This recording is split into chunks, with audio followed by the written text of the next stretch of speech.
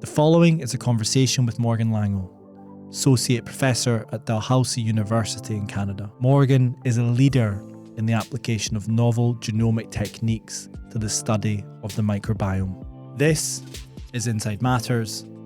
My name is Dr. James McElroy. I hope you enjoy it.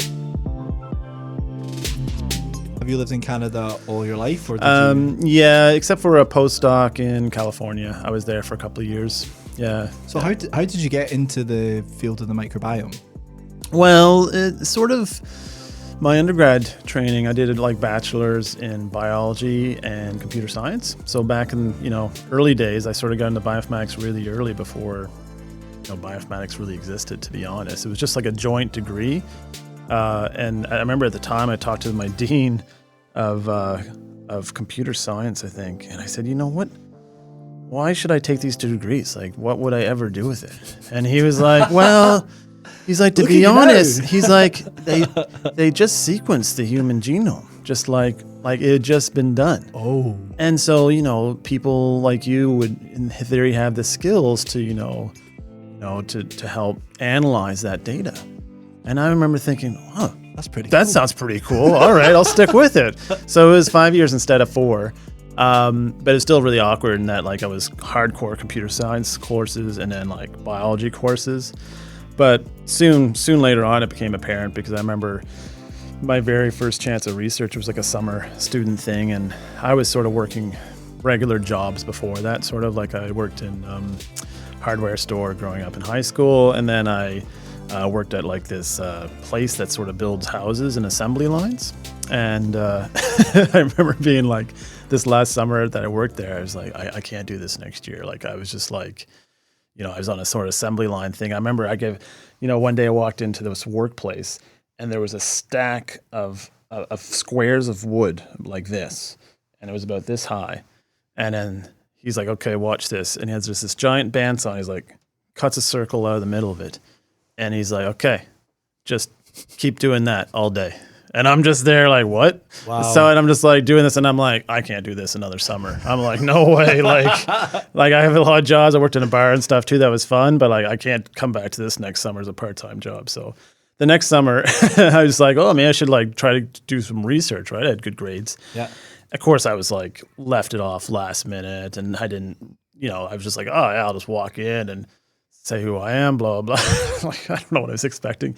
But I remember still walking into this fly genesis office, and someone had told me that she was looking for someone for some summer research. So I walked in and... So a fly geneticist? Yeah, Drosophila. Okay. Yeah, and so so I was like, oh, I said, I'm looking for some summer research, just wondering if you have any positions. And she looked at me like I had holes in my head.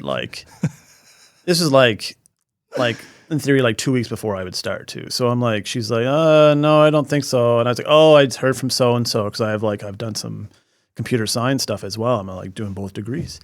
And she's like, oh, no, you didn't tell me that. Oh, come on in. Okay. Come on in. So that was my first oh yeah, this is paying off, right? Now I'm getting this chance. There we go. Yeah. So anyway, long story short, that led to some, undergrad research. And then I ended up doing a PhD in Vancouver at Simon Fraser University. And over the course of your training to that point, were you becoming more and more aware about the power of the computer in the context of sequencing and understanding communities and that kind of thing? Maybe not communities at that point, but with the fly researcher, we were studying gene duplications in the Drosophila melanogaster, and so that was interesting. It was my first foray into be oh, okay, yeah. So I'm just finding things in these genomes. It was pretty cool. What were you finding? Oh, at that time it was special types of gene duplications called retrotransposed gene duplications. So the idea is sometimes in eukaryotes you'll have a gene that's turned into, is transcribed into mRNA, and then that mRNA actually gets reverse transcribed and then inserted back in the genome.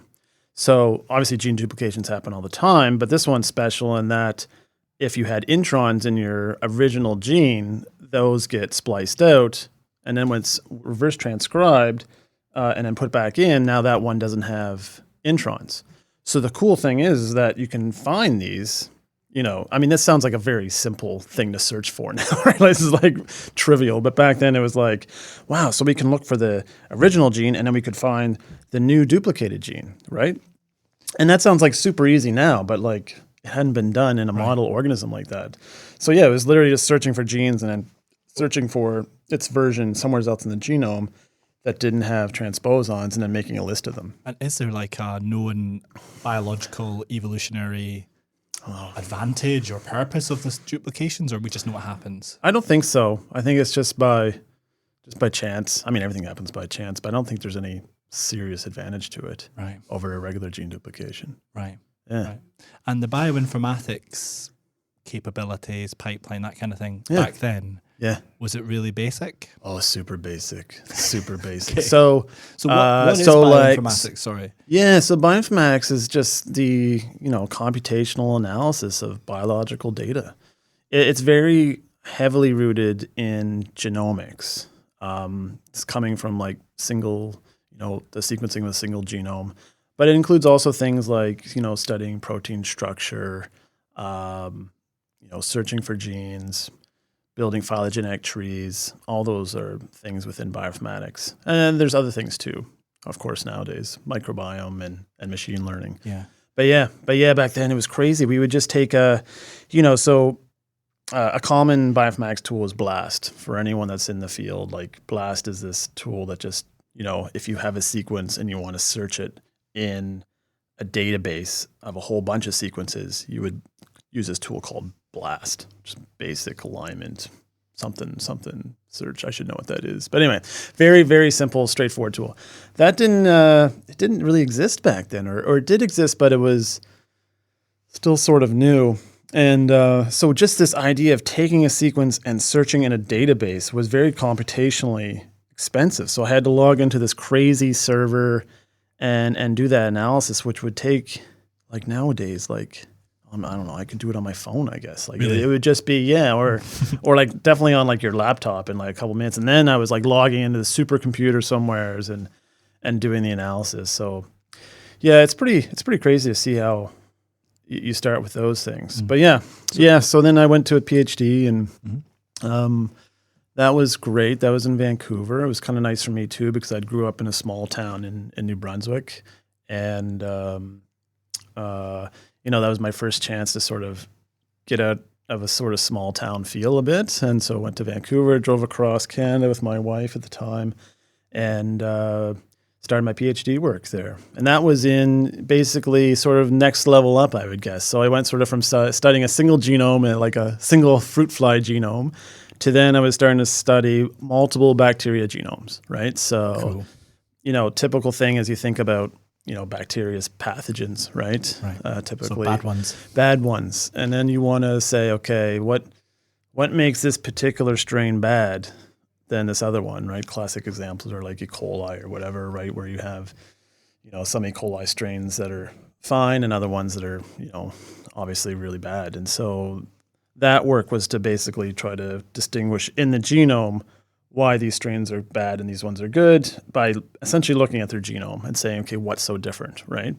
And we were after particular regions that have horizontally transferred into the genome, right? So these things called genomic islands. And so that happens in bacteria. You can get single gene transfer, but a lot of times basically you get this huge, this large area of like 8, 10, 15, 20 genes all inserted into the genome. Okay. Yeah. What is the purpose of a genomic island?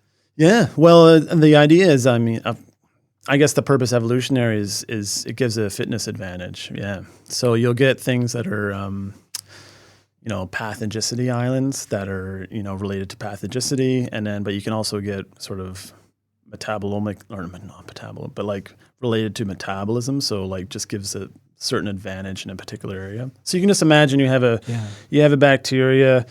It's pretty happy, right? But it's struggling a bit. And then all of a sudden in comes like this big chunk of DNA. It's got a whole bunch of genes, right? Not just one.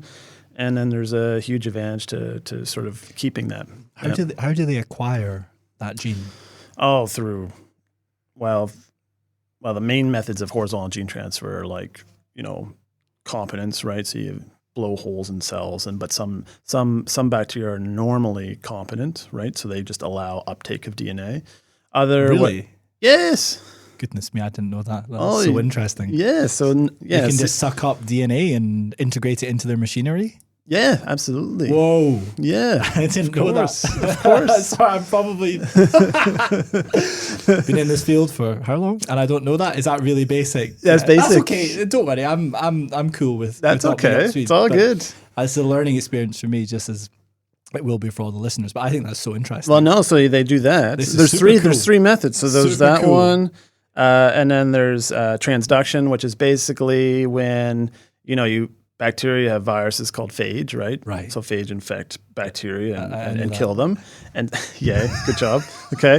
And then, but what happens sometimes is those phage, when they kill a cell, they replicate, and then they package DNA into themselves. Sometimes they suck up part of the bacterial genome just by accident. And then it goes into the phage, and then the phage goes to its next host. Wow. And then they transfer that DNA from this one bacteria to another. So that's horizontal gene transfer through transduction. Wow. Yeah. And then the last one. There's a lot of phage, right? Oh, there's a lot of phage, yeah. And so it's just a numbers game. It's very rare. You're thinking, well, why would they do that? Well, they don't do it on purpose. It just because you're talking about just tons of this, right? And it's just so high, it's low frequency, but it happens so much because there's so much of it. And then a lot of times it doesn't confer an advantage to the bacteria, so it just sort of goes away. But if it does, well, then the bacteria's like, ooh, score.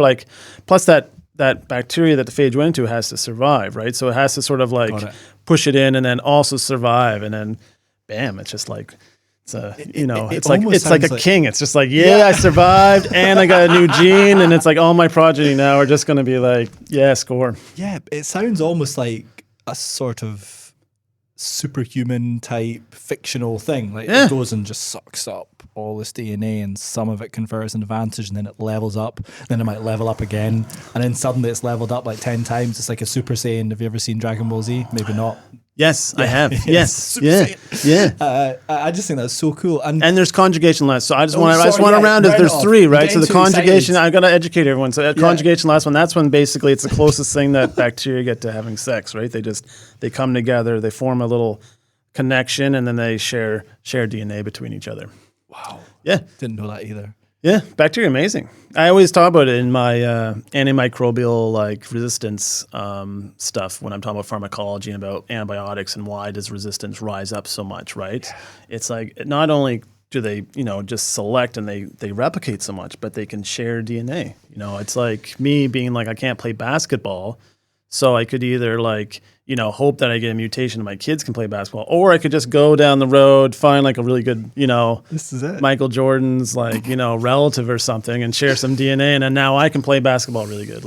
Or you tap into the matrix. Yeah. Boom. Yeah. I know Kung Fu. Yeah, bacteria got it going on. They got it going on, yeah. So this is super cool. I made a note to say, can we talk about conjugation and horizontal gene transfer in the context of FMT later? So sure. Let's definitely do that. Because I said yesterday, your talk blew my mind, and we will get onto that once we go through your story. Yeah.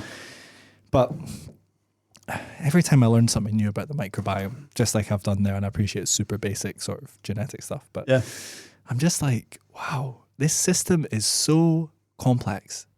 It is so blooming complicated. Yeah. And we've just been talking about bacteria, and to be fair, some phage, but there's fungi in there as well, isn't there? And it's all just interacting and feeding and eating and conjugating and horizontal gene transferring. Yeah.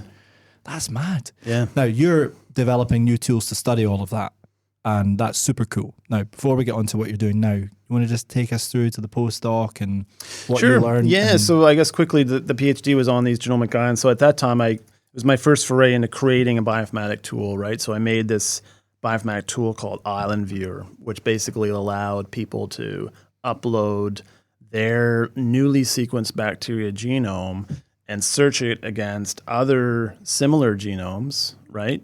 And identify these genomic islands. And it has a little visual interface, and then you can upload genomes to it, and it's still going. It's on its fourth version, like the PI kept. Oh, really? Yeah, she kept doing it, Fiona Brinkman. So people are using this? And people are still using it. Wow, yeah. So, man. but it was nice because it was like my first sort of Congrats. thing, and it's still going. Like my baby's still going out there a little bit and being developed by other people. So that was really cool, really rewarding. And, that is cool.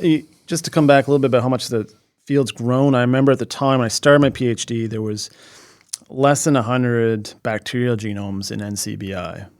The NCBI is like this large database. So just the database that hosts all bacterial genomes, there was less than 100. And by the time I finished my PhD, it was at like 250 or 300 bacterial genomes. And I just thought, that's huge. Like, that's a huge number of genomes. Because at the first of it, people were like, well, this seems kind of useful, but why don't you just, you can just do that manually. I'm like, well, in the future, it's going to be, you're going to have genomes everywhere, so you're not going to have time to like do it one by one manually. You just want to upload it and get it done. And, and of course now we have tens of thousands of bacterial genomes. I mean, it's just nuts. So yeah. Do we have all the bacterial genomes? No, of course not. No. How far away are we? Oh, that's hard to estimate, right? I can't put a number on it. There's been a few nice papers though where they have done work on this. Comes to mind my postdoc, actually supervisor in California, Jonathan Eisen. So he had this project called GIBA, the Genomic Encyclopedia of Bacteria and Archaea. And so they were trying to essentially expand, the number of genome sequenced, but not just in the same areas. So what happens early on is we focus on pathogens, and so we sequence, those pathogens over and over. And of course, we know that, that's limited by culturing too in the early days, right? So we were culturing those genomes, and then we're sort of restricting ourselves to those things we can culture. And so GIBA was sort of focused on, okay, instead of just sequencing more of these things, let's try to expand essentially the tree of life so that we can cover more diverse things and we get an approximation really of the full repertoire. But even then, when that was published, probably 2004 maybe, that paper, they had this curve of, you can imagine if you sequence more genomes, you can start to get an idea of if you're at the top plateau of this curve or not. And it was not. It was like, it was here. It was like here. And then the full thing was like, astronomical, like off the charts, right? Wow. Yeah. And it's environmental, right? I mean, so if we think about human microbiome, sure, we're getting a pretty good reference database of microbial genomes in the gut.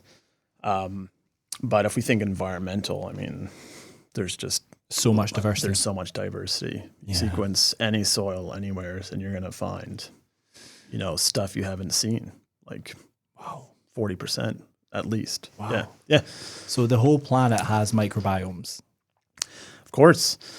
Yeah. I don't think there's any area that, I don't know. I don't think there'd be any area that doesn't. They found, there's microbes everywhere. Like deep sea vents. Yeah. There's microbes there. These extremophilic microbes. They're like 135 degrees Celsius. Like, it's insane. They've done like these crazy cores at the bottom of the ocean, like some crazy distance. Again, I mean, I just don't know. And they dig and dig and dig, and they like some crazy distance under the sediment, and they sequence it, and there's microbes. And they're like viable. They're not just like relic DNA. They're like, you can grow them up. They're thriving.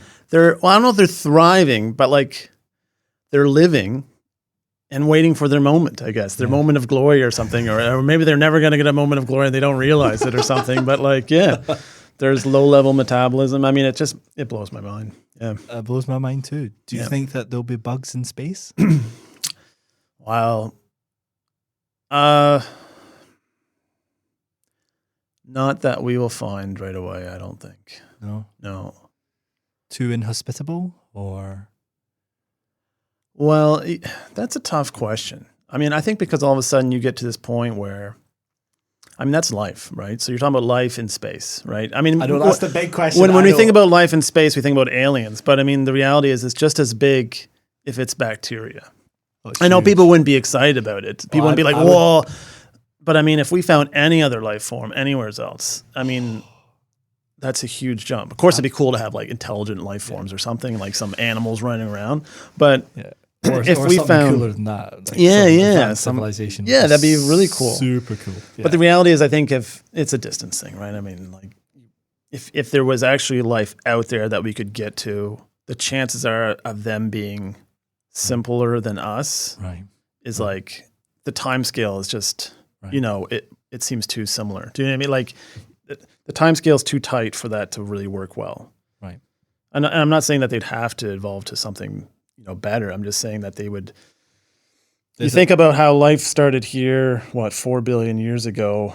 So, but that time scale is quite small for life. 4 billion, is that what it is, or 3 billion? I can never remember these numbers. But it's in that range, I think, right? Right.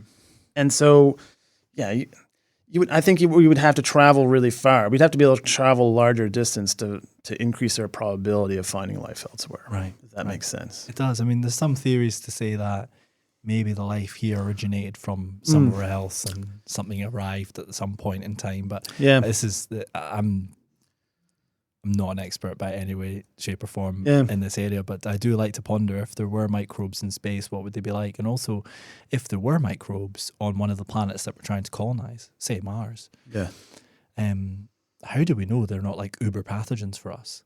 Oh, yeah. They could just be brutal. They could. And likewise, we might seed whatever microbiomes are on there with our microbiome and ruin whatever is there in terms of life. But I mean, unless it was like, really a descendant of, what seeded us, which I don't think it would be, the chance of it infecting people are just probably unlikely. Because it's not evolved to do that. It's not evolved to do it. It's just like me trying to eat like space rock, like that's not going to happen. I mean, maybe that's not a fair comparison, but I don't know. Like I think it'd be so far out of their realm. Yeah.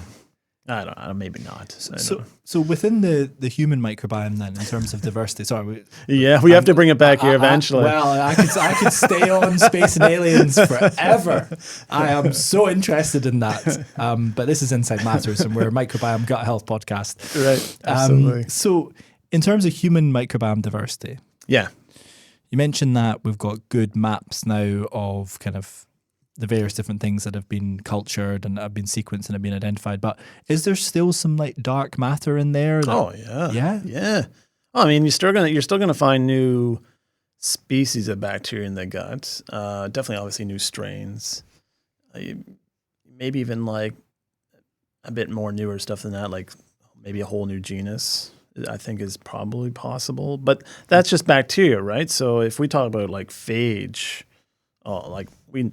that's just wide open, right? I mean, there's some recent papers sort of studying that, phage dark matter in the gut or other areas, and so we're just scratching the surface there, right? So it's sort of, I think the estimate's around sort of 10 phage per one of bacteria is. But these are those numbers that are sort of thrown out there. I never know how accurate they are, right? But it's because it used to be 10 bugs to every human cell, and then we were like, nah. I read that someone just literally did like a back of the napkin calculation and was like, it's probably 10 to 1. Yeah, and then everyone used it for like ever. And then someone's like, maybe we should actually check that. Check that. Yeah. And it's funny because you still see some like, I don't want to use any names, but like you see some publications that are like mainstream and 10 cells to 1. And I'm like, well, you've not really been keeping up to date. Have you? Exactly. That's not true anymore.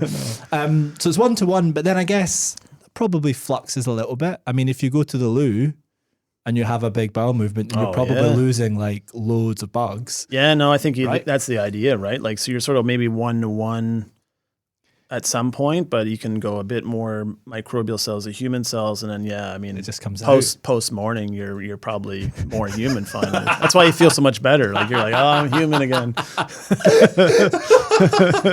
That's it. It's really interesting that we just flush out so many bugs every day. People don't realize. Yeah. They don't know how many bugs are on them, inside of them, and how efficient the colon is at basically allowing bugs to replicate, right? It has to be the most efficient fermenter system ever in the universe, dare I say.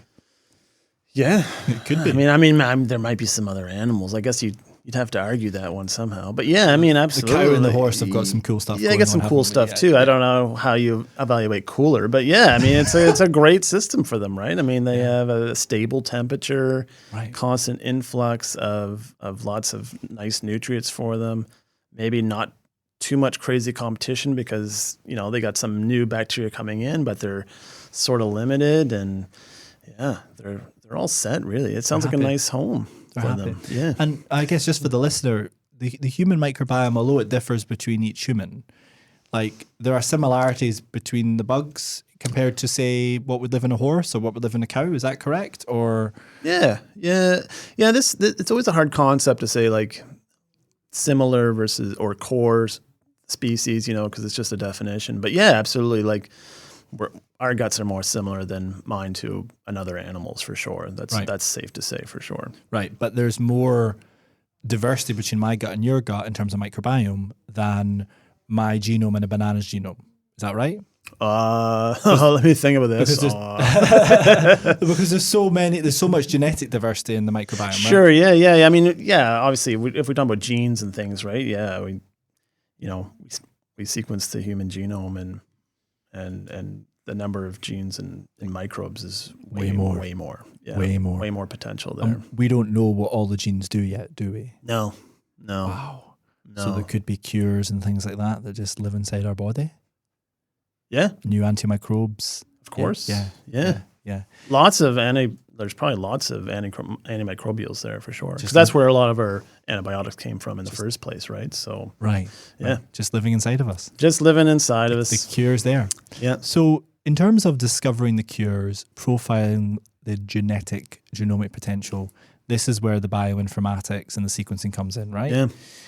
Because on the one hand, I suppose you could try and culture them all from everybody and figure out what they produce and so on, but that's probably not realistic or practical. It's not practical. It's the difficult part. I mean, there is a lot of value in trying to grow them up and having that catalog, right? But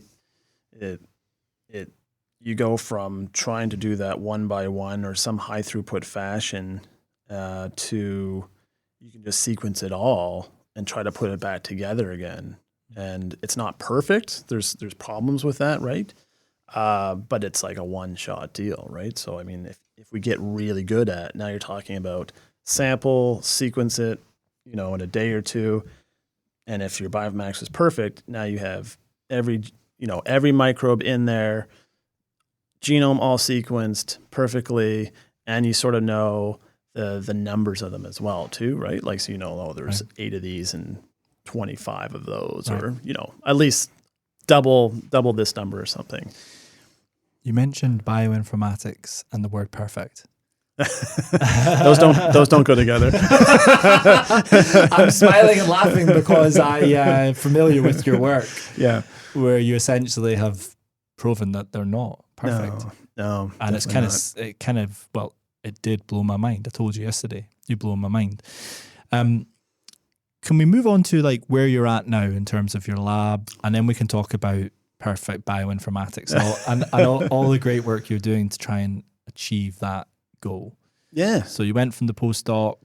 Yeah, so we went from a postdoc there. At the time, I was doing some ocean microbiome too, just to back up just a split second there. And so that's mostly because microbiome stuff started environment, right? It started with more people studying it in soils and oceans before we really even got to human gut, right? So that was a big thing. The first metagenomics, I'm pretty sure, the first widespread metagenomics where we're sequencing all the DNA was done in the ocean, right? Wow. By Craig Venter, of course, the guy that did the human genome on his yacht.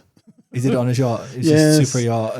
And he just sailed around and then collected samples, and then it was like put the data out there, and it was huge. Yeah, that sounds cool. So, but then it was the same problems, right? It was like looking at how do we analyze this data, right? And figure it out, put it back together, and make the correct inferences from the data, right? So you started in ocean, but then my next postdoc after that was human microbiome. It's the same problem. It's just a different community, different area, right?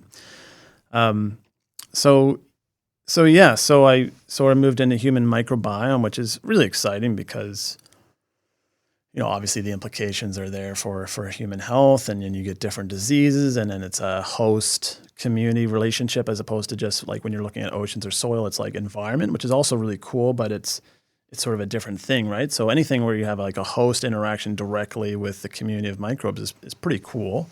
And of course it's us. And then so the whole idea that it could be actually useful, not just like this is really cool science, but it's like also potentially really useful for like diseases and things. I mean, that got everyone hyped up because everyone's like, oh, we'll just study disease this way and we'll, look at your genome and we'll sequence your genome and figure out what's wrong with your genes. And oh yeah, there's some environmental pressures and we'll figure that out. And all of a sudden it's like, microbes that were just relic to like pathogens essentially, right? That we should just nuke with antibiotics every once in a while to get rid of them and wash our hands.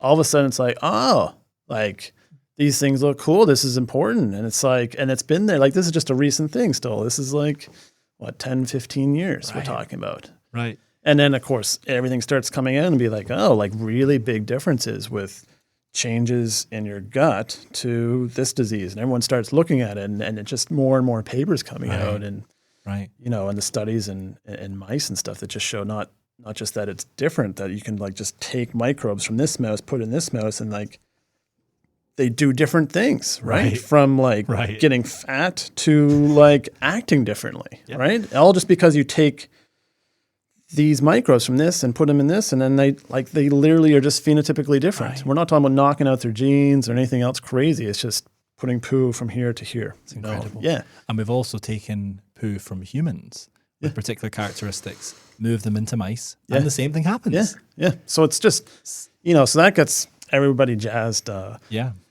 But so my lab tends to, we're sort of multidisciplinary. My background is obviously in bioinformatics and a lot of passion in that area and creating like new tools that essentially the field uses, right? And so our lab is sort of split up between people doing what I would say sort of typical microbiome projects where they're, we have a data set either through a collaborator or we're generating our own data through a mouse study or an adult, like a biobank longitudinal study.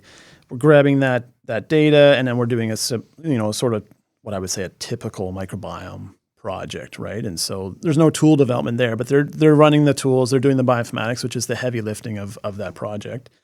And then another part of it is actual like generating new tools. And those two things go together quite well because what happens a lot in bioinformatics is you get computer science people that make the tools, but they might not actually know the data that well. Like they know the problem, but they don't live it and breathe it. They don't actually analyze data sets themselves.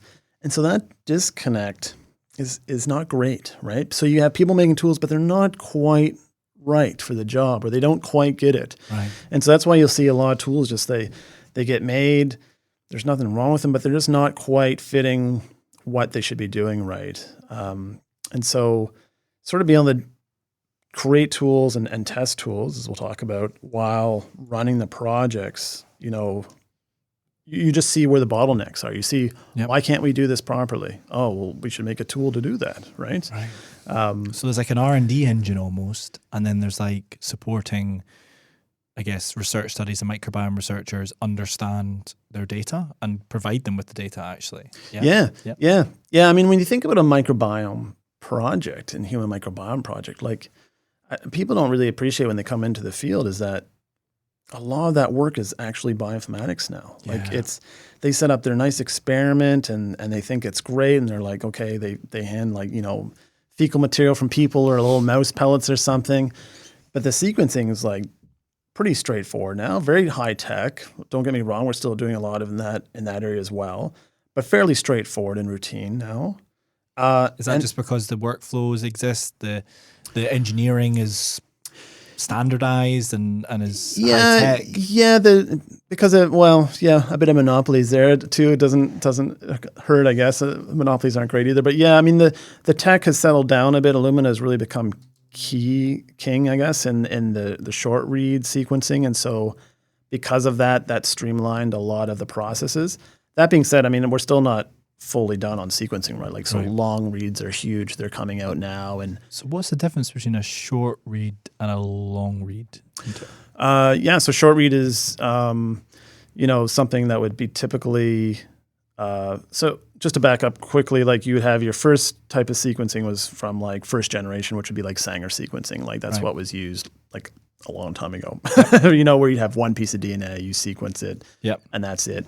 And then along came sort of next gen sequencers, second gen sequencers, which was essentially now on a single sort of plate or well system, you can take multiple pieces of DNA and sequence them all at the same time, right? And we're talking about density of putting millions of fragments on a chip the size of like a computer chip, right?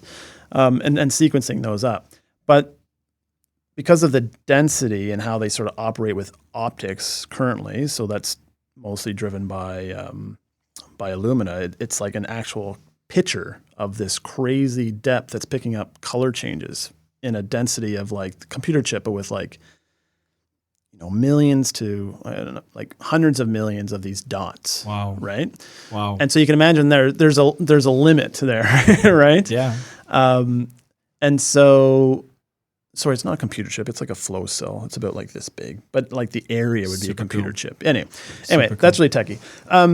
So short reads, So the downside to those is that they're sort of limited in their length. So Illumina's top length is like 300 base pairs, right? Okay. And that's sort of on one machine. They're the most high spec machine. The most throughput is like 250, and then typically though we're generating like 150 base pairs for a lot of things. And you get 150 base pairs in one direction, 150 in the other. But those are short reads. So there's limitations because of the fact that they're short, right? Got it. And then so now there's newer approaches that are generating long reads, which we're talking, 8 kb, 10 kb, 20 kb. Wow. That's 20,000 base pairs, right? So Wow. What's the advantage in doing the bigger ones? Yeah, mostly with like assembly. So essentially how you put those fragments back together to form the original genome, right? So you can imagine if you have a big genome, Got it. right? And you're trying to put those fragments back together. If you have little short fragments, sometimes that's really hard, right? Because chromosomes have problems like where it's repetitive regions or just things that make that really hard. Right. So is it like the analogy is you're trying to rebuild the jigsaw? Yeah. And if you've got longer reads, you've got bits that are already strung together and it becomes easier, or? Yeah, it's just like a jigsaw puzzle where you have lots of little pieces, right? Versus now you can imagine instead of little blocks, you have like a block of 10. And so imagine how much easier that is to put the puzzle together. Got it. Right? But I mean, sometimes it doesn't matter. So for like some things, you don't need to put the puzzle together. You just map them to essentially a reference genome, and it works fine. So like, say if you're measuring in humans, like their amount of RNA from a certain transcript, you don't even know what that transcript looks like. You're just using it to count. You don't need to reassemble it. Got it. But what happens if you want to know if there's actually like a big difference in that transcript, right? Like what happens if it's like a different mRNA we've never seen before? Anyway, very technical, but yeah. So the long read stuff's really cool. It really helps with, Does it make the bioinformatics easier? Yes. Yeah, in theory, yeah, because now it's like instead of like trying to do that assembly and hope that it works really well, you have a real read, and it's like, no, those things, that's it. That's an actual readout, and you're like, much more is it fair to say the bioinformatics then, I guess for the listener and for me, is helping put the jigsaw back together? That's what the bioinformatics tools do? Or do they help you identify what the jigsaw pieces are as well? Oh, yeah, no, definitely. It's not just that. So that's one part, is that assembly part. But also absolutely trying to figure out what those genes are. What do they code for? And what do they code for? Yeah. And what functions are they? And then also, either through that assembly, so you can imagine either if you take, a short read or you assemble it, you have to find out what species does this belong to? Like it doesn't come with a label on it, right? That says I'm E. coli. So you have to say, okay, what does this fragment of DNA, what did it probably come from, right? What type of bacteria? And then so that's where we use these huge reference databases to sort of say, it's 100% identical to this one, the database. That's simple. It's that thing. What happens if it's 90%? You know, and it's like, well, that looks like. What is the cutoff? Or is that quite controversial? Like, there is no cutoff. There's like, there's different ways around it essentially. So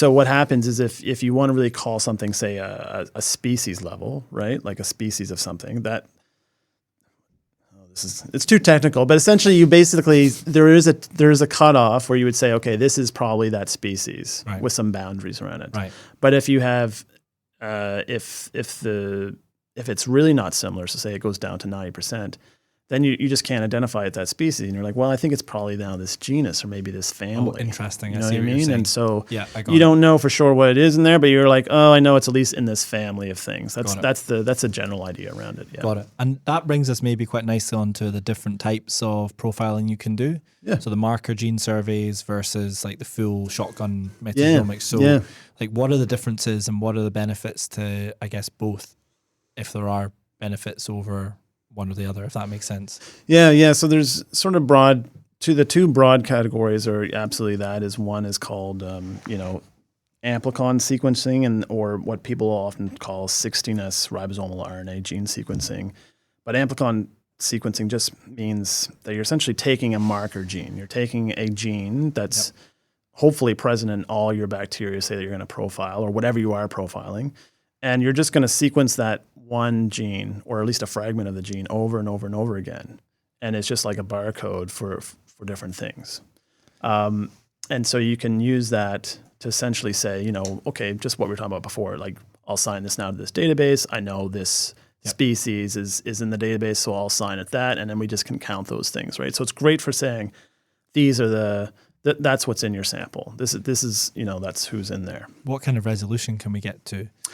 Yeah, it's arguable a bit. I would say to the species sometimes, not really strain level, and often a lot of times we can only get to the genus level too. Got it. Yeah, got it. And there can be massive differences within each category, right? Particularly at strain level. You spoke about E. coli. Yeah, absolutely. So just because we're only using this one gene, right? So you can imagine you get 100% identical match. That doesn't mean the rest of the genome is all the same at all. Got it. Right? So there could be lots of variation that happen because of, say, these genomic islands I was talking about, right? You get horizontal gene transfer in. Got it. That didn't change your barcode sequence at all. It looks identical. Whole new strain, whole new thing. So the benefits of 16S then are speed, cost? Cost is, I would say, number one, because and just because you're sequencing this one thing, like this one short area. So actually, when we were talking about short read sequencing, we tend to sequence a fragment where those reads overlap. So we're talking about getting a region maybe, well, for a lot of stuff we do is about 450 base pairs, right? Because you take 300 and 300 and you overlap them some. Yep. But some people only do like a smaller fragment. So you're getting a fragment about 300 to 450 base pairs, and that's what you're using, right? So you can imagine that doesn't cost too much to do that. Got it. And then, if you're looking at the ecology as a whole, and you're looking at diversity and using indexes to profile the ecology, does it matter that you don't get down to the species or strain level resolution? I mean, so I think it does. It sort of matters. It depends on the context. So yes, so you're basically losing information, right? You're losing information on those at that strain level. But if you're trying to get some broad measures of how different your communities are between a couple of groups, then it works just fine, right? Because you're saying, okay, well, is there a difference? And if so, what do those differences look like? Of course, you're going to miss some of that nice fine level resolution. Got it. But there's always sort of more to do. There's always more resolution, but it just depends where your cutoff is. But yeah, so it's nice. It's widely used. The tools around it are a bit more straightforward too. Like it's quite, I would say, mature from a bioinformatics standpoint, even though there's some stuff going on there. But Got it. So it kind of depends on the question you want answered. Is that fair to say? Yeah, absolutely. But you'll see it as definitely a go-to if you're going into a new area and you're like, I just want to do like some pilot microbiome studies to see what's different. Yep. Then it works great. Some people say you have to do strain level resolution. You have to do shotgun metagenomics. Yeah. Not interested in 16S anymore. Yeah. Is that like quite a faddy thing we've got at the moment? Is there value in that statement? I think there's value in the statement. It's a bit elitist, a little bit. You know what I mean? It's a bit. I think with anything, it's a bit much at times, right? To say someone shouldn't be doing it because it's a waste of their time. But I mean, this has been going on for a while. I mean, I remember 5 years ago, people were saying, "Oh, no one's going to be doing 16S anymore sequencing. They're all going to do metagenomics." And right, I was like, "Oh, okay, we'll see." And then, I mean, it's still a go-to, right? It's just a cost factor. We're talking about a magnitude of about 10 times the cost, right? Still today? Yeah, probably. Okay. Maybe just a little less than that, but really close to that. What's the driver of the difference in cost? And I guess that takes us on to what is shotgun metagenomics? Yeah, so again, it's this. So you're only sequencing this small fragment. Shotgun metagenomics is, instead of amplifying and sequencing up this little barcode, you just take all the DNA in the sample, you sequence it all, and that's it. So the beauty in that is that, hey, if we do this assembly thing where we can put things back together, now we actually have genomes, right? So not only can we identify what's in there, but we can also annotate those microbial genes, right? And we get an idea about what function they're doing. Right. And on top of it, because we have more than just a little fragment of DNA, we have a whole bunch of DNA for that species, hopefully. We can get better taxonomic resolution. So sometimes we can get down to strain level. Okay. And so we do get that better resolution. So there's multiple things that metagenomics gives you that the 16S amplicon approach doesn't, right? So metagenomics gives you the functional sort of potential. It has these partially assembled genomes. So you can actually just get, and sometimes full genomes now out of like metagenomics, right? So instead of like culturing one of these things over and over, you just take one metagenomic run, pull all these genomes out. You do a lot of quality filtering to make sure they look complete. Right. And now you've got like hundreds and thousands of complete genomes, like in one pass, and like that took like eons. It took a long time before in a culturing setting. Wow. Yeah. Again, that's not perfect though. So all of this is, sometimes a bit of approximation, but yeah. And the not perfect bit then, that takes us on to some of the great work you've been doing. Yeah. When we say not perfect, what does that mean? Well, I think it's just like any other science, right? But I think everyone appreciates that there's certain things you do in science and they're not always perfect, right? There's some level of inaccuracies, right? And that applies to bioinformatics as well, but maybe I think even more. But I think people get overconfident because it comes out of a computer. And so they're like, it's a readout. And they're like, I trust this. And maybe it's not, I think it's just because it's a bit of a black box, right? They don't quite understand what's going on under the hood. So they just trust that what it spit out is true, right? And they might appreciate, okay, yeah, there's some inaccuracies there, but it's still like, I'll put my trust in this thing, right? And the reality is that depending on what you're doing, the inaccuracies can be substantial. Right. Yeah. And this brings us on to some of your recent publications. Yeah. So we've been... What did you do there? Yeah. So in our, a lot of what we've been doing is some tool development. I can go back to there in a second too, but we're also sort of comparing approaches, right? Existing approaches. And so what happens in the bioinformatics world a bit is like I make a tool, and then to publish my tool, I have to compare it against existing tools and show that my tool's better. When you say a tool, you're talking about software? Yeah, like a software program stuff? Thing. And that could be as little as something straightforward and small. It could be like a large, like clicky, like perfect, like glossy thing. But usually it's just something you're hacking away on a command line, and it does some function, right? And that's the computer science training on your side, right? Yeah. You're building new software, new tools, and I guess it's software-based engineering almost. It's like programs and systems. That's what you're talking about? Yeah, absolutely, yeah. It's cool. Yeah, real coding, using different languages depending on what your balance is. Some languages are faster and you need that speed, and others are just a bit slower, but they're much easier to program in. So yeah, it's really cool from a programming side, and it's very applied, right? Like, so you're not just, I guess the draw there is that you're making code that will like leads to discoveries. It's kind of cool, right? Like, it's like, and all of a sudden it opens up a new world that's just, it's like, it's real discovery. It's the same as like someone being like, oh, I made like PCR or like some other like wet lab technique to do something. It's like, I made a tool and now we can make new discoveries. So, and the tool development then, do you have in your mind, or your group has like a number of areas that really could benefit from innovation and you're working on those, you've got a bit of this, bit of that, or does it just happen? You go, there has to be a better way of doing this, so we're going to do this. Yeah, it's a little bit of both, I think. Yeah, I think a lot of people that develop tools are sort of in certain areas, and then new things arise, and they say, "Oh yeah, we there's a gap here," or I could do a better job at this. Right, is a typical thing too. Maybe that happens. So so getting back to this idea is, I make a new tool, I compare it to other methods, but there's a bit of a bias in that, right? So if I make a tool and I compare it to others, there's lots of ways to compare things, right? And benchmark them. And so what happens is you'll get, and it's okay. I mean, it's just what happens is that people publish these papers and say, my tool's the best. And another person comes out and says, oh, my tool's the best and my tool's the best. And it's not like a linear progression of A is better than B and B is better than C. It's that, well, how do I for sure know that yours was really better or not? Right.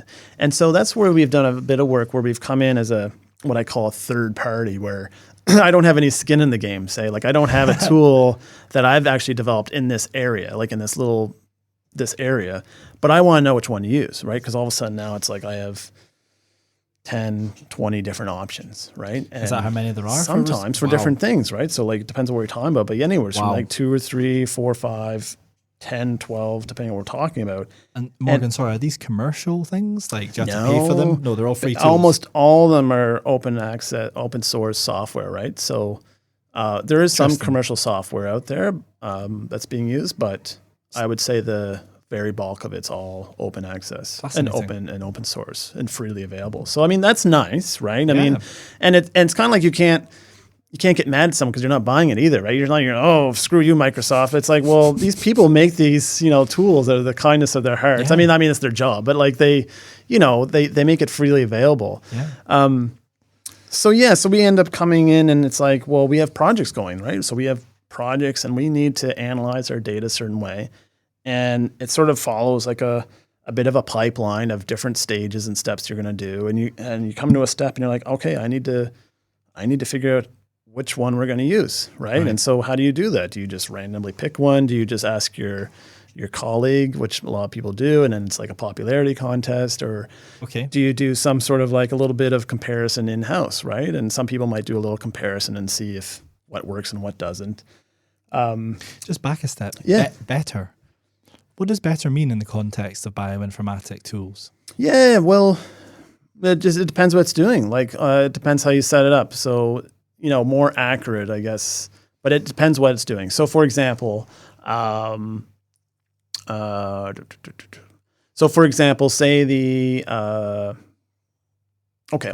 use a real example. So, one of our early papers was on comparing different what's called denoising techniques. So, remember these short reads we had with the 16S data, right? What I didn't tell you is that even though they're short, sometimes you'll get sequencing error in them. The sequencers aren't perfect. Nothing's perfect in biology. I mean, it's just, go to physics or math if you want to be perfect. But, short read has errors. And so the old school approach was just to be like, well, you know what?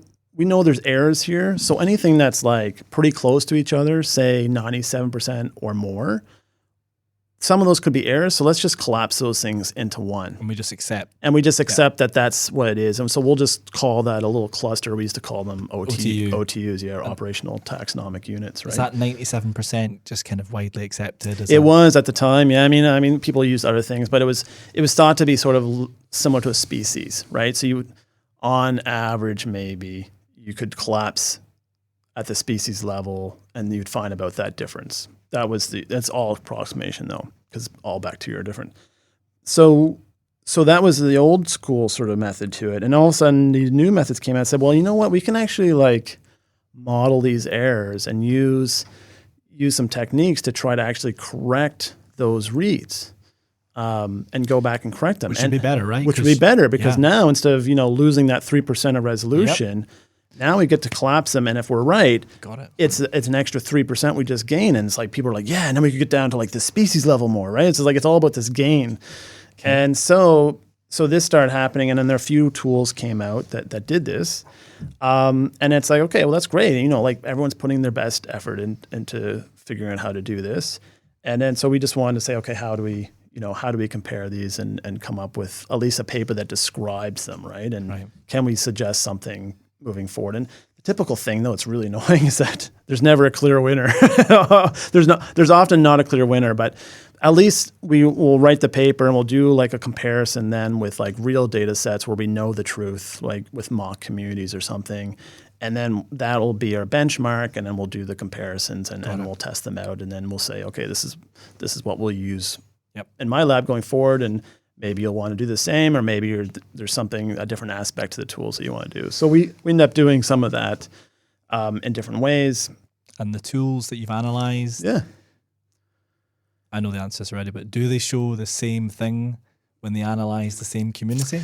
Yeah, so let's get to, I guess, the one you're trying to get me to talk about is the recent one, which is interesting. Yeah, so the more recent one was this really sort of basic thing. So you have this long pipeline of analyzing data, and you actually sort of get to that stage where it's more of a statistical test, right?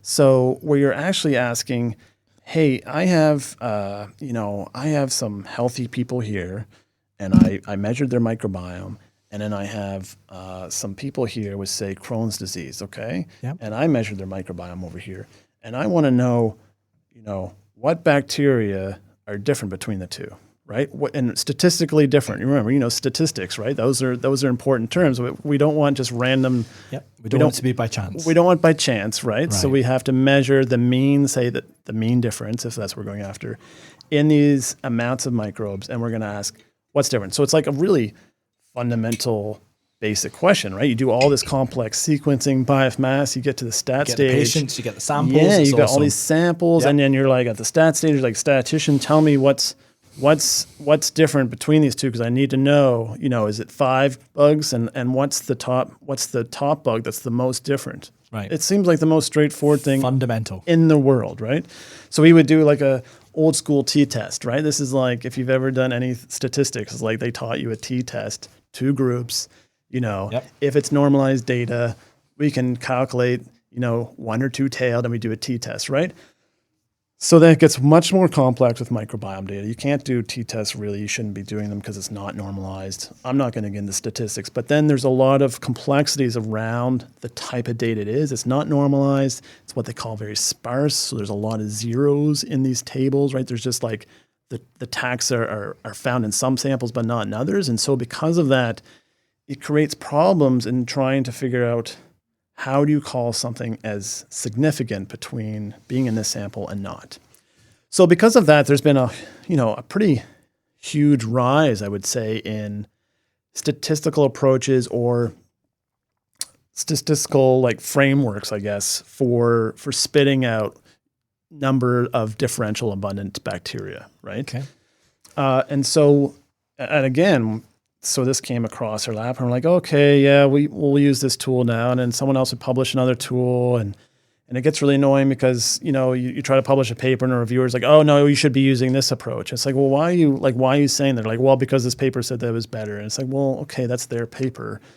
And to be clear, like the field has been spitting out's the wrong word, but we've been publishing and concluding. So every single microbiome paper has to run one of these tools. Like, okay, I can't imagine a paper where there might be a few where they wouldn't, like where you're not doing a 2-group test or something, but like almost the very 95% of almost all the microbiome papers are going to have to do this differential abundance test at some time to say, this is what's different. So what we thought was that, some of the tools are just going to be more conservative than others, right? Like, and that sort of makes sense depending on their assumptions in the data and things. They're going to take a slightly different look. And then some, maybe all the top ones agree, right? So they all agree the top 5 are really different. And then some tools are going to maybe just spit out a whole bunch more stuff, but maybe some of those are going to be maybe not real. Like it's just not a big difference in effect size.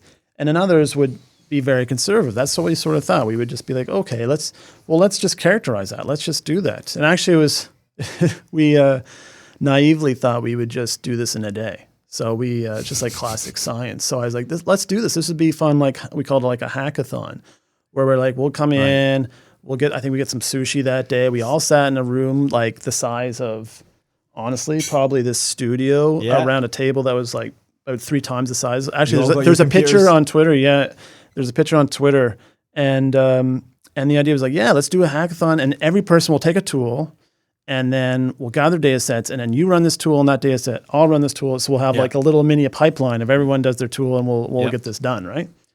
And so the day passed. And then we realized, we sort of like chewed off more than we could handle. Then it turned into like, we should give this to like this undergraduate student, like honor student, and let them chew on it for a while. So they chewed on it for a while, and then someone else did some stuff for a while, and then it was like 3 years later finally before we like, and it turned into like a beast. Like it went from like a little like, we'll just sort of like compare them to be like.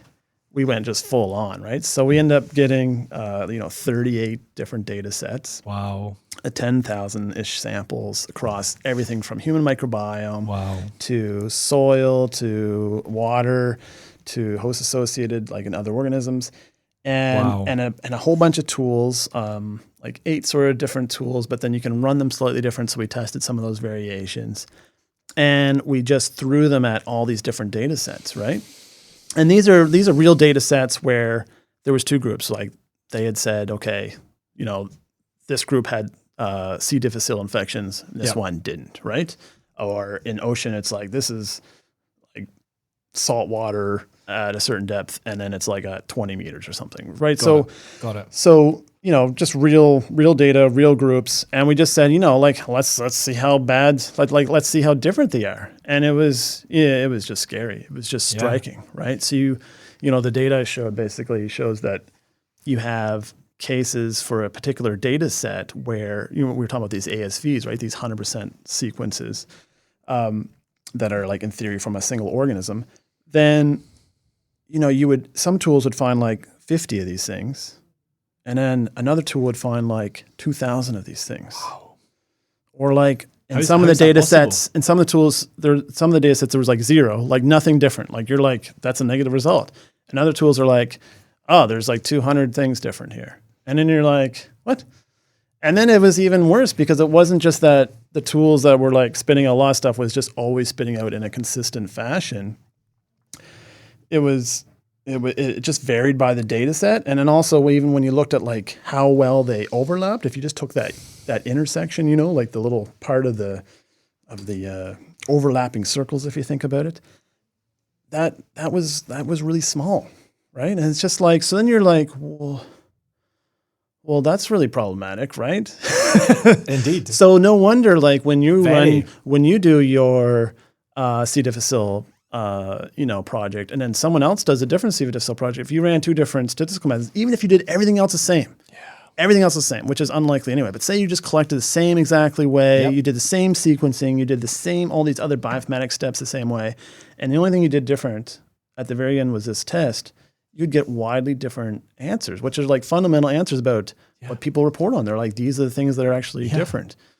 These are the differences in the microbiome between this group and this group, and therefore these bugs might be bad and these bugs might be good. And then that's the foundation of like how, like next step forward, it's like, these are our top candidates. For our drugs. These are our drugs. These are like what we're going to try to kill, or this is what we're going to focus on and following up and describing more. And then all of a sudden you're like, realize, it might not be. Right. If Sally chose a different tool, we would have got different results. So when I heard you and watched you present this, I was just thinking, goodness gracious, what does this mean? All these studies that I've read and I've gone, that kind of makes sense. Yeah, I'm kind of comfortable with that. Actually, if they'd chosen a different statistical method or a different sort of tool, it might have shown something different. Yeah. So what does that mean for all the microbiome research that we've conducted to date and that we've commented on and that we accept as being true? Yeah. What does it mean? Well, if we're talking about specific microbes, like if we're saying these are the key bacteria, unless it's been shown by multiple studies or in multiple different ways, a single study is not going to cut it, right? Yeah. So, I mean, you have to really, you can't hang your coat on that, right? So you need some consensus over different projects to hope that, if it's the same number one bacteria and it's across studies, well, it's like, okay, well then obviously that's out competing all the noise of what's going on underneath here, right? So what you're saying is if the same thing, whatever that thing is, whether it's increased abundance of strain X versus control, we can talk about controls. Yeah. If it's been replicated across different studies with different tools, then that's sounding like quite a strong, robust finding, right? Yeah. But if it's only been done once, then there's a caution there, right? Absolutely. Okay. So, but that applies for anything anyway, because there's could be other biases that lead in these studies, right? But yeah, absolutely, just for this one thing, and that doesn't. So differential blends is used in almost every paper, but it's not the only thing that people do, right? So like a lot of ways to characterize microbiome, or if there's differences, doesn't rely on that differential abundance, right? You can talk about alpha diversity, like the number of species that are different. Yeah. That's not going to be affected by that specific problem. Okay. Even like broad, like differences in communities to say, well, this community looks more similar to this community. That doesn't necessarily rely on those differential abundance things. Understood. But if you get to that point in that paper and you're reading about, these are, the things that were different, that could be problematic. Yeah. And it's like, it's super scary. What do we do about it? Yeah. Or rather, what are you doing with your team? Yeah, so for right now, the sort of, I think the Band-Aid solution is for us is just to be more transparent when we're reporting, on it. So instead of just picking a method and running with it, which is simple and nice, is to sort of run a few different tools and report on those essentially. So, and not run a whole bunch of tools and then pick our favorites, because we don't want to do that either. We don't want to run all the tools and be like, I really like the output of this one the best because it has the most things or the things that I've heard about, right? We don't want to get into that because that's like p-hacking. Yes, what are we going to do about it? What? Oh, that's right. That's what it was. What are we going to do about it, man? What are we going to do about it? How are you going to save us? Yeah. No, but seriously, you're doing some cool stuff. So so right now the Band-Aid solution is to literally just try to report on a few different methods and be transparent about it, right? To say, look, we found these things, but that was only detected by this one tool, and these other two tools didn't find them. So maybe it's a bit with a grain of salt, but still, we can write a paper about it, describe it, and just be transparent about it. And so we're not just saying, this is it. Like we all have to agree this is what's going after. It's more like, this is what we think could be really different here, but being a bit more transparent about it, I think that's better for readers, right? Like for people that are looking at our papers down the road, as opposed to being like, because they publish their similar study was going to happen. They're going to read my paper and they're going to go, but we didn't find this, like I didn't find that species different. And it's like, well, that's okay. We found something else. And it's like, instead of them being like, maybe there's something wrong with my data, it's just because the tools are different, right? Can they use like the same tool and see if they find the same thing? Is that something that people can do? Or is it too cost prohibitive? No, that's fine. They could run the same exact pipeline and see if that works. But it's sort of, I think it shone a light on it and made people. The whole purpose of it is just to shine light on it so people appreciate that these things aren't set in stone. Yeah. And that there's no one perfect approach either, right? So you can't come in and say, no, you have to use this tool. This is the best. Because we didn't find a best tool. Right. We found some that are probably better than others, but we didn't say, this is what you have to use. And that's what sort of irked me too. So now it's like a better appreciation, I hope, that people can point to our paper and say, well, look, this is where we're at. Yeah. And we don't have a solution at this point. Maybe we'll build down a road. Yeah. I'm not a statistician per se. So, it's kind of throwing it back to people that are more people that create these types of tools. Say, hey, how can we make this better? How can we maybe combine things and improve on it? And that's a take home there. So if Craig Venter woke up tomorrow and said, look, this tool pipeline thing it's really annoying me. And I'm an entrepreneur with lots of money, and I'm going to speak to Morgan. He's going to help me fix it. Could you, in theory, with all the various different capability and team, build something that is better? Could we do it? I'm sure we, as in like yes, we could. Yeah, I mean, with money and resources. Like, it's not, that specific area is not really my specialty. Got it. Okay, so I wouldn't want to necessarily do that. I mean, I have some ideas about how we could do it, but I'm not really a statistician. It's a bit outside of my realm, just a little bit. But I know people that, they should get money to help solve this. Yeah. And I would support that 100%. Right? Let's get Craig. Yeah, let's get somebody. Let's get money to these people that know how to solve this. I know I know who they are, and then come up with a better approach. Right. That it's never going to be perfect, but at least something that seems to maybe to cover the bases a bit better. I hear you. Yeah. So you're doing some innovative work in the bioinformatics side. Yeah. What kind of cool things are you doing? Yeah. So, so my claim to fame, I guess, for bioinformatic tools, I talked about Island Viewer earlier in my PhD days, but what really sort of launched myself in my postdoc and into my PI work was this tool called PyCrust. And so it made sort of a huge splash in the microbiome field, and it's been used really heavily in the microbiome field. And that's because it was a new approach that produced, new results. So if you remember when we were talking about 16S data, right? Yes. And it gives you taxa. Yes. And then metagenomics gives you the taxa that are there, but also functions, right? And so you're like, well, yeah, you need to spend the extra money to get this functional information, which is thought to be that's really relevant, right? It's really important. Right? Because otherwise, if I do 16S study, all I'm going to do is get these reports of these different bacteria. And I'm going to say, well, I kind of know that, these types of bacteria do these things, right? Maybe I know that some of them produce butyrate, and that's really important in the gut. Or maybe some of them I know are spore forming, and so they do X. And so you would see this a lot in papers where people sort of start to interpret their data and be like, so maybe this community is doing more of this, right? And I thought at the time that, well, we should be able to do a better job of this because we have all these reference genomes, right? So if I know for sure that this type of bug is in my sample and I already have its genome, why can't I actually use that information to make a better prediction of what those functions would look like? Not just this hand wavy thing where I'm sort of saying, yeah, these things do this, really crunch it down and take their numbers of different genes, put it all together and say, this is what the functional profile would look like. Right. So that was sort of really powerful now because you could take your 16S data and you could get this functional sort of prediction, which, it's like, well, that's great because I didn't have to pay any money for this, right? I just got this for free all of a sudden. And that wasn't possible before. No. And so that was sort of a big deal and was sort of, a group effort from a few different labs, and it sort of all came together in the end. And, it wasn't just sort of my project. I sort of led it with Jesse Zanveld, and then a few different PIs were on as well, some big names in the field like Rob Knight and Curtis Huttenhauer, and then my PI at the time, Rob Biko. So it kind of came out and made a huge splash because now, we're talking about, all these 16S studies, people could do these types of predictions. And we did a lot of validation on it at the time.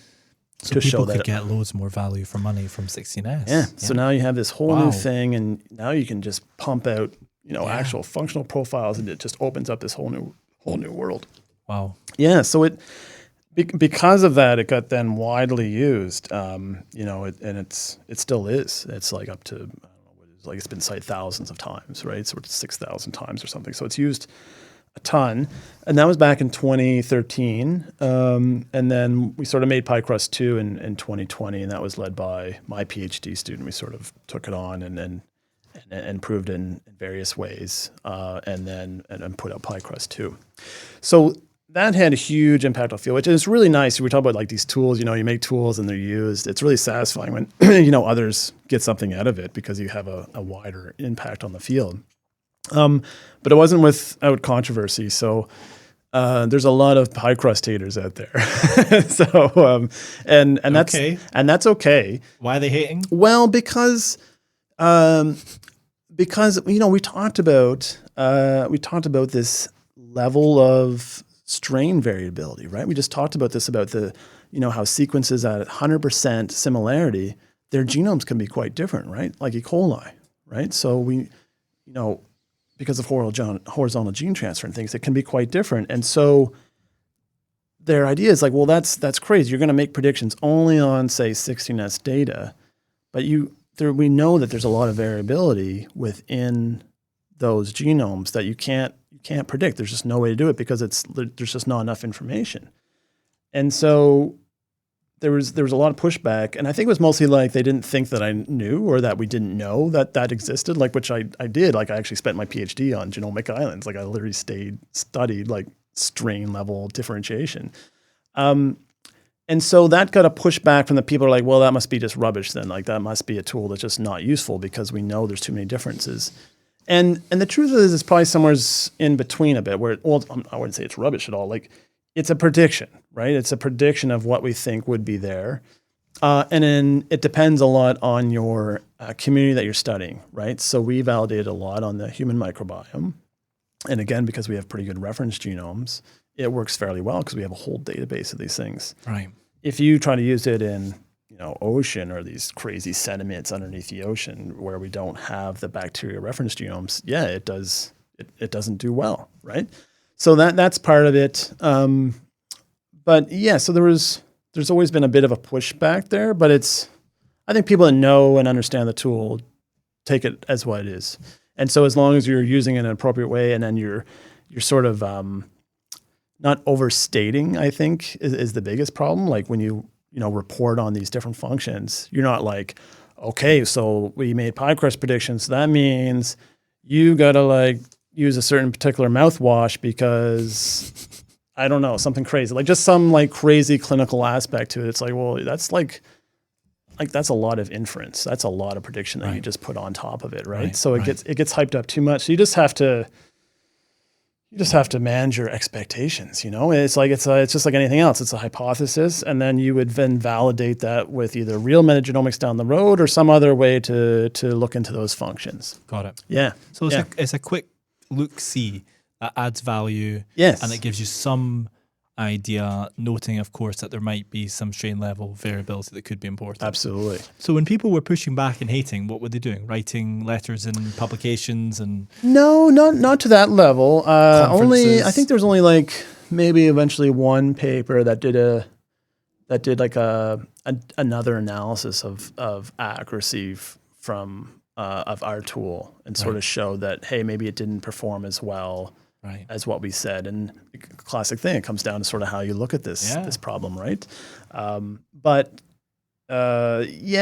not like direct hate, but like it's people like naysayers on Twitter sometimes. It just Twitter, But I mean that's not a big deal. It's kind of like most of the time it's in good nature, and a few people like at like poster sessions like, oh, you made like pie crust, blah blah, and but it's not like my life. Like I'm not going to die on the sword of pie crust, right? I'm just like, like it's okay. You don't like it.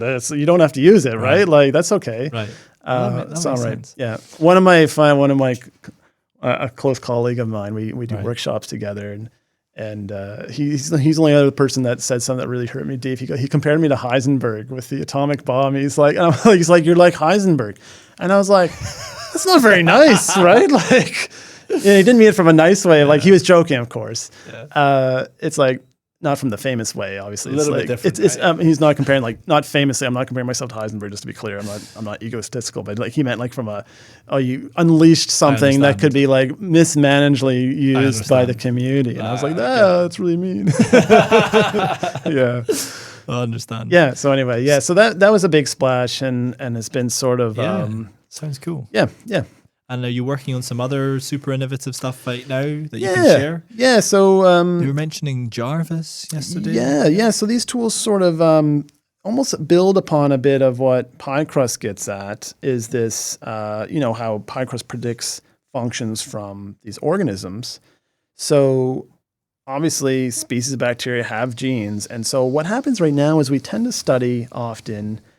We measure different types of bugs and we compare the composition of those bugs, and then we compare their functions. And we sort of do this like here and here, and we sort of treat them almost as two different analyses. And then we say, oh yeah, so this species is more in this. And then we also see like these pathways, these microbial pathways are also increased over here.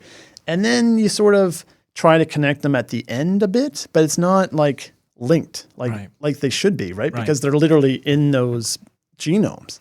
And so this has bugged me for a long time. And so you can get that information out of pie crust, but you can also get out of, like, if you have real metagenomic data, you can get that out of the data as well, right? You have, because you made these assemblies and you got this information. So I wasn't really satisfied with how we interpret that data, right? So if we look at particular functions, which I'm really interested in, why can't we just link it back to the taxa and say, well, what's driving these changes that we're observing, right? Because there's a big difference if you think about it at a community level. So if one bug starts growing a lot, all those genes and pathways linked to it are going to increase too. But you don't know which one it is, right? Some of them could be sort of like passengers, like passenger genes, that because it's just in the genome, it also increases. Or it could be because there's this particular pathway or gene that does something really crucial, right? And that actually led to the increase of it, right? And that's what we're going after. We're going after the things that are sort of driving that increase in those bacteria, right? We want to go after that sort of selection level, right? That there's selection on a particular gene. And right now it's just like, well, you're just comparing them all together, and that's not very satisfying. So to do that, we sort of have to look at, how the bacteria change and then how the function changes. And now you can imagine, so instead of just this one gene and this one bacteria, okay, what happens if like 10 bacteria all were increased in like whatever you want to compare, say Crohn's disease. Okay. And they all had a particular function. And they all share a particular function, right? Yep. Now all of a sudden it's like, and those bacteria aren't super related, right? So they're not just like all the same strains. It's like, but they all have this common pathway, right? They all have, say, butyrate production and then you're like, oh, well then that's way more powerful than just saying, well, all these other things are increased, right? Okay. So it's going after that sort of level so that we can get more out of the data again. We're getting more context and more information out of the data so we can say, okay, now these are really top candidates for functions. And so, I wasn't really satisfied with sort of how we were doing that for the longest time. And this has been on my radar forever. And of course, it just takes a while to sort of get to it. But so now we sort of finally a bunch of tools, or I guess are being released actually all probably within the next 6 months or so, where we're comparing and using that information. So what we call sort of taxa functional linkages to try to get at this information. And so there's a few different tools out there. So one is Jarvis. So Jarvis is just another RPKM something. Oh, that's what it stands for, right? It wasn't just named after Jarvis and Iron Man. No, I mean, it really was, but you have to sort of link an acronym to something. My research associate in my lab called Dwani. Cool. Named it and has made it. And so that's just a visualizer and how we can now finally like just visualize and browse the data, which is really important for like non-bioinformaticians even, right? Like, how do you load this up in front of you so you can like say, hey, this pathway is found in this bacteria and it's actually found in this proportion of our samples, right? And so you can just see it in front of you and you can explore the data. And that's really important for often like the scientists that are coming at it from a more clinical or scientific approach that don't have the computer skills to really hash this out in any other way, because it's complex data and it's hard to visualize. So Jarvis does that for you using sort of what we call Sankey diagrams, but it creates these nice ribbons. And so it lets you explore the data. And I think it's quite useful for showing interpretive figures and papers, but also exploring the data. So I think that's pretty cool and much better than sort of what existed before. And was there a lot of coding involved in building Jarvis, or am I sort of No, Jarvis isn't too bad. It's it basically just sits on top of a lot of other tools. It's at its core, there's nothing super fundamental there. It's mostly just visualization. Okay. And I sound like I'm doing a disservice to it because I shouldn't just say it's just a visualization, but it's it's a good piece of work, but it's focused on the visualization part, right? Not Understood. Some fundamental like algorithm underneath the hood. As an aside, is it difficult to attract top top coding talent because you're competing with the likes of, the huge tech companies who are trying to swallow up as many developers and coders as they can? Or is it that coders who are working in bioinformatics and microbiomes, they need to have some training in microbes to be really effective? Yeah, but I would say a bit of all those things.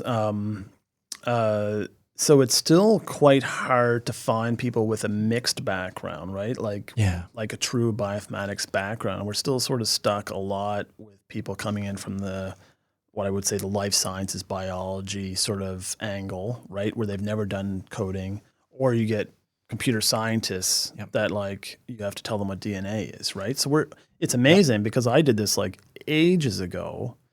But even then, it wasn't an integrated program. I just sort of took both at the same time. And we're in a lot of places, it's still like that, where it's still sort of separate, and it's left to the student to sort of be like, oh yeah, hey, I'm going to do a microbiology degree, and I'm kind of interested in coding, so maybe I'll just take this as my elective. Not too many people take, intro to computer science or programming for their elective, right? So that makes a bit of a restriction there, and then you're left with training them. I should say that there is some places that are building better bioinformatic training programs, and it's actually something we're looking at Dalhousie University quite a bit more too. Specific for this, right? Yeah, specific. And other places have done it too, just with different levels of satisfaction, I think. But still, it's not a straightforward approach. So there's this bit of a bottleneck in those people, and then if they're computer scientists, they probably have the skill set to actually do the programming really well, right? And you can sort of teach them maybe enough biology to get them by so that they can do the coding really well. But like you said, a lot of times they'll get snapped up by, they can make, double the salary, as a computer programmer, right? Yeah. So you sort of you're sort of appealing to their, tough. So that's really hard. Tough. And so it ends up being that we end up often taking more for me anyway, a lot of time, but it varies more the life sciences, biology people and teaching them some coding to sort of do that. But it varies across the board depending on your lab. Yeah. What about AI and machine learning? How does that fit into everything we've talked about? Because you're talking about huge amounts of data and trying to compare complex data sets. Yeah, so how are the machines helping us? Yeah, machine learning is huge now. I mean, it's really everywhere, right? I mean, I think AI, artificial intelligence, and machine learning, we think of it as this still sort of novel thing, but the reality now is it's been around for quite a while, and it's in our everyday life, right? It's literally how almost anything that you interact with is driving it, right? You watch a Netflix show and it starts suggesting new things. That's machine learning. You start typing in Google and then there's a type ahead it thinks of what you should type ahead. That's still machine learning, right? Self-driving cars, machine learning. Right. Anything that's taking a lot of data and trying to make a prediction on what we should do next, that's machine learning. Yeah. So, and then that feeds into biology where we have a lot of data, right? And it's not just so my previous example where we had, hey, what bugs are different between our two groups, right? That those tests are run by saying you look at one bug X, and you say there's this much of it here and this much of it here, and it varies in the different samples, right? And then we go to our next bug, and then we do that same comparison. And it doesn't infer anything about interactions between the microbes. It doesn't say, well, what's different? Well, maybe it's that it's 3 of these things are all increased in a sample and not in this, but it's an all or nothing thing. Or maybe 2 are increased and 1's decreased, right? And that's a signature, but that requires some interactions. It requires interactions between the microbes and to make that prediction, right?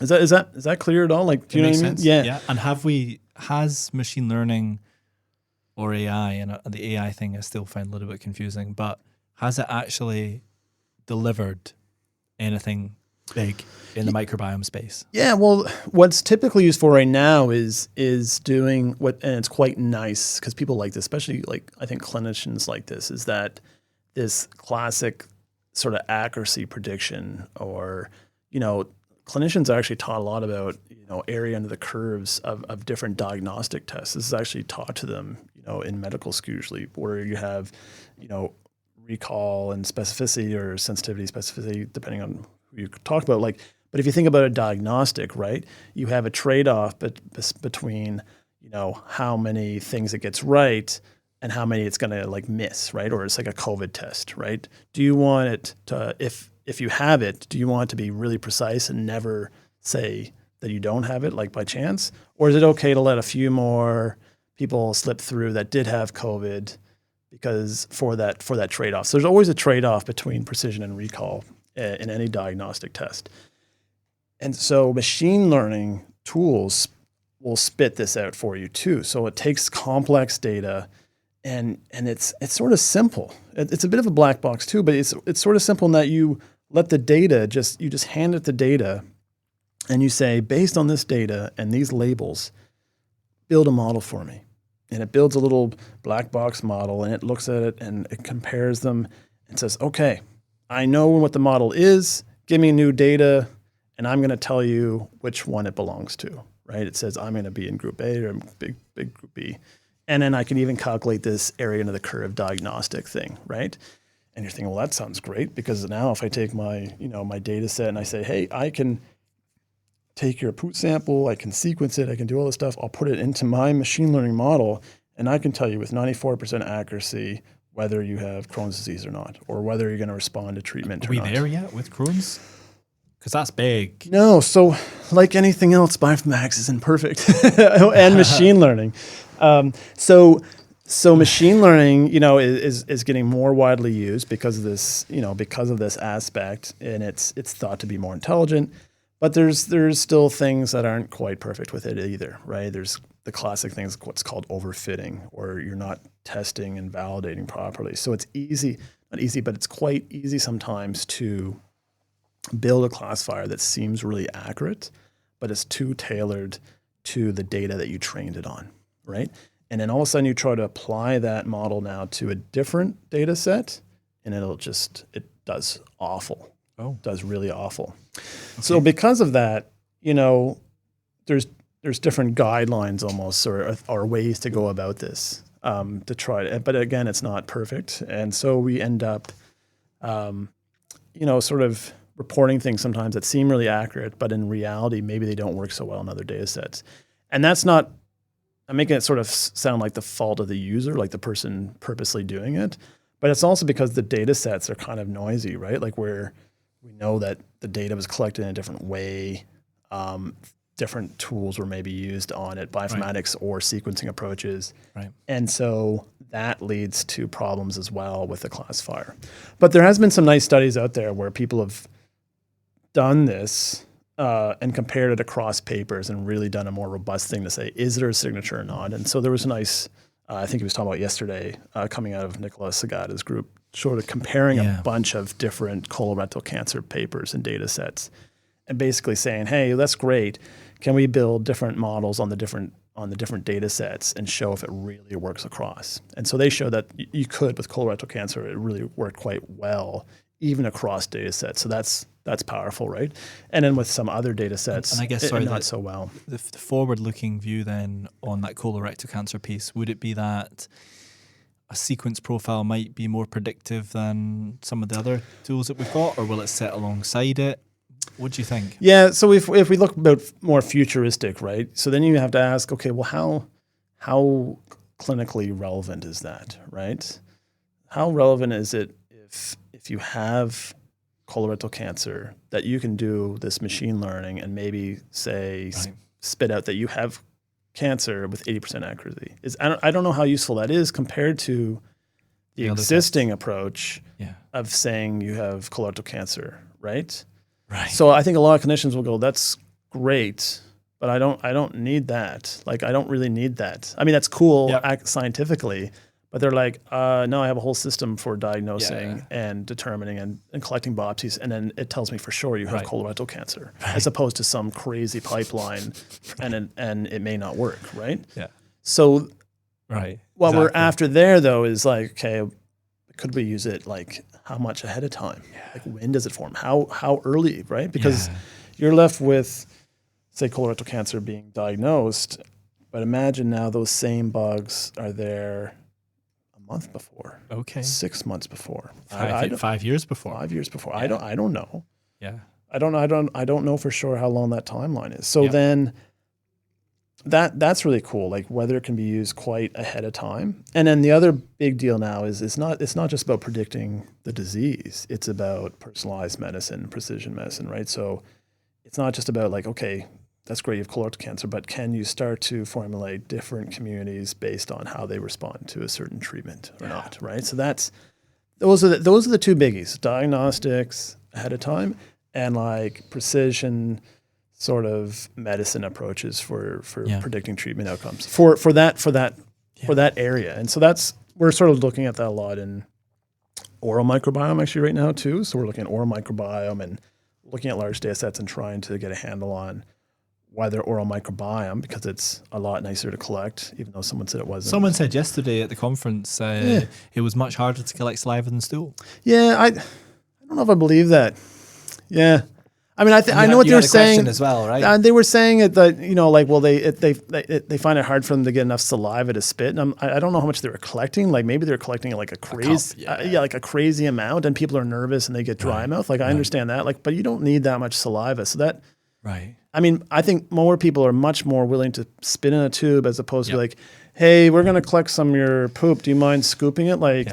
People get stage fright as well with the back passage stuff. Well, they definitely do. Yeah, and like you also then have to sort of be in the clinic, right? Or like poop on demand. Like that doesn't work for most people. So as opposed to like now, okay, we're going to collect your saliva sample. Yeah. Oh, hey, right now I'm going to collect your poop sample. Well, I don't have to poo. Oh, well. Yeah. Well, okay, next hour you're going to have to collect it. So, I mean, I think, there's an invasive thing. But so the idea is like, hey, are some of the microbes present in the oral cavity? And the other thing we're looking at now is blood too, like whether circulating microbes in the blood could be detectable, especially for things like tumors and cancer, right? So if we think about microbes in tumors, then those have to get there somehow, which means they likely got there through circulation in the blood, right? But we don't know for sure how they get there.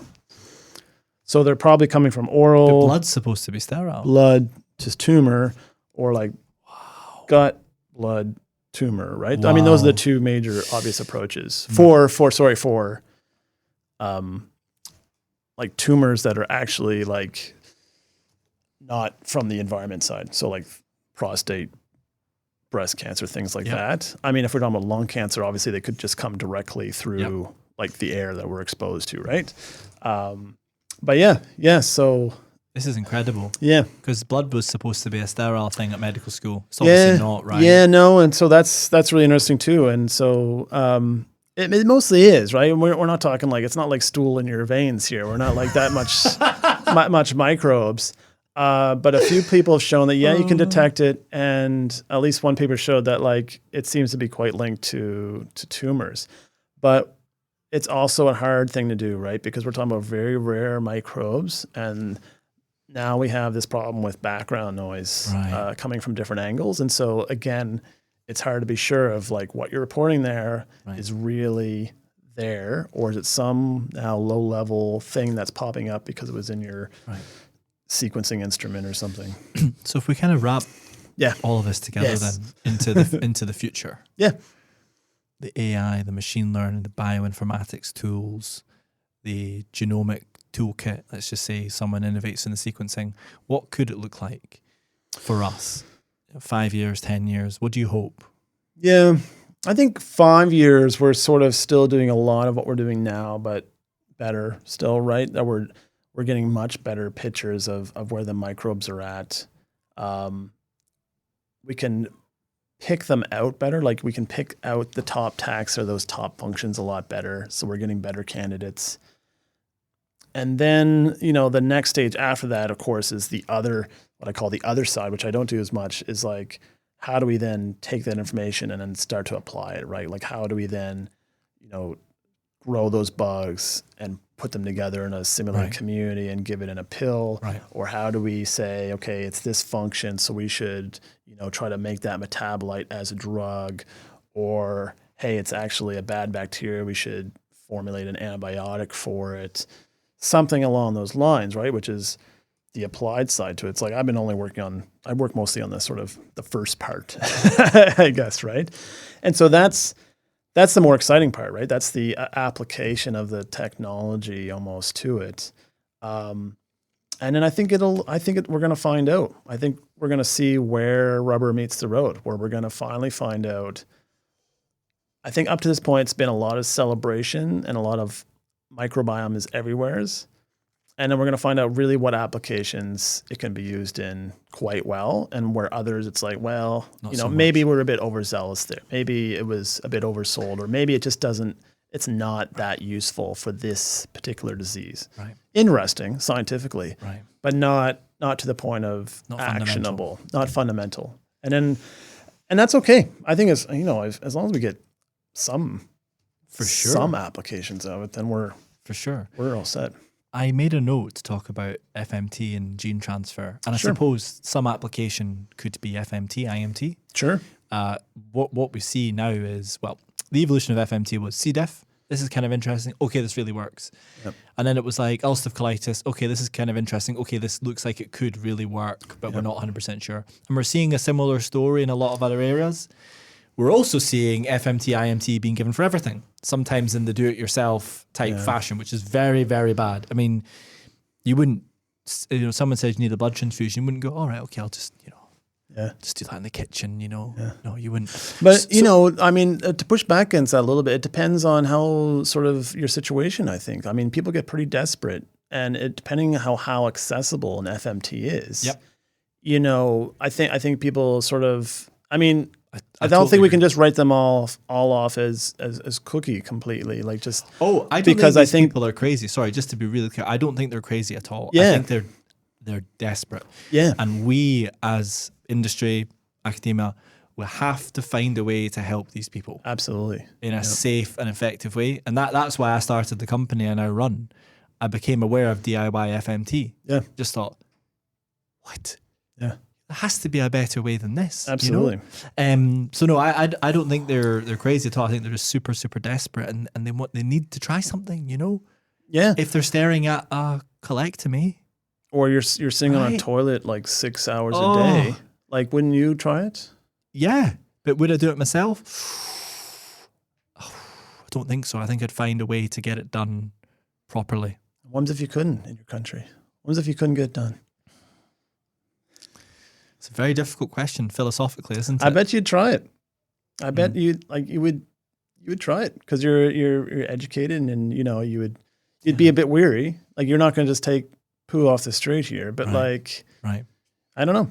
I mean, I know a person. No one's actually asked me that, by the way. No. And I've been working in this field trying to push forward FMT for 7 years. Would I do it myself?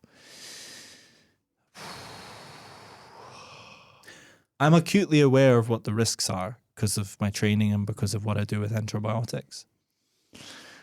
So I'd have to really think about it in the context of everything else. You're right. It's very easy for us to say, well, just don't do that. Well, I think you'd have to be in the mindset too of understanding, like, it's hard to put yourself in the mindset of that situation, right? To be tied to a toilet, accidents where you're like literally can't leave your house much and you're losing weight. Yeah. I mean, it's hard to imagine.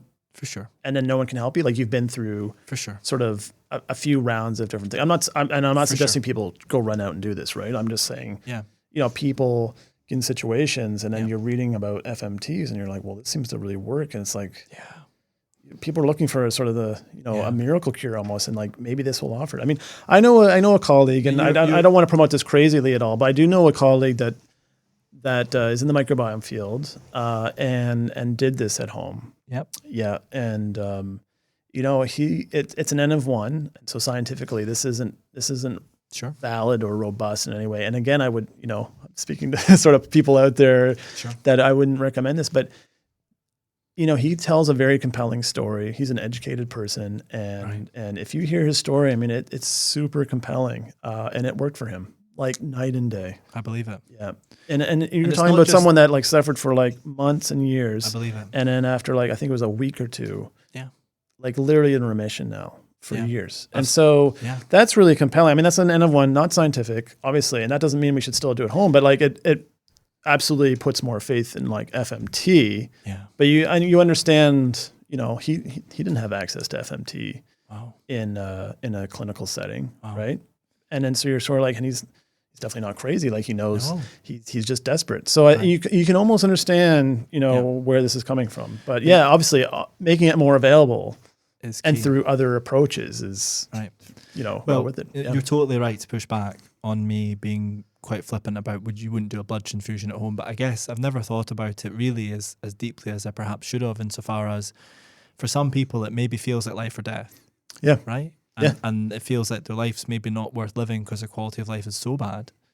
And then when you're given that choice, pushes you down one avenue. Yep. What I'm trying to do is create a form of FMT that's as safe, compositionally consistent, and as effective as possible, manufactured using a process that is more scalable than the current state of the art, which is lyophilization. And my mission in life is to get that to as many people as possible, as quickly as possible, at a price that's affordable and ultimately, cost effective. Because I'm aware that there are people doing it and they're not crazy. They're intelligent people who are absolutely desperate. Maybe we should do an episode on DIY FMT. Maybe. Sounds really interesting. I can give you a name. You can give me a name. And he'll be on your show maybe. Yeah. That'd be great. Yeah, no, seriously, that would be really cool. I'd love to do that. Okay, so I guess just to round it up then. Sure. I mean, this has been great. fascinating, by the way. So thank you. Yeah. I really, really enjoyed it. And we've talked about so much, including aliens and the deep ocean microbes, which is so cool. I'm really pleased that we started out crazy and went super technical, right? No, but this is great. I mean, to be honest with you, Morgan, it's been a phenomenal conversation. We were going to talk about horizontal gene transfer and FMT. And maybe I can leave that for another time and another episode, because we've been on for a while now and we've both got a day to go to, I guess. So absolutely. Thank you, man. You're really welcome. Thanks for having me on. That was great. Thank you so much. Yep. Thank you. Thanks.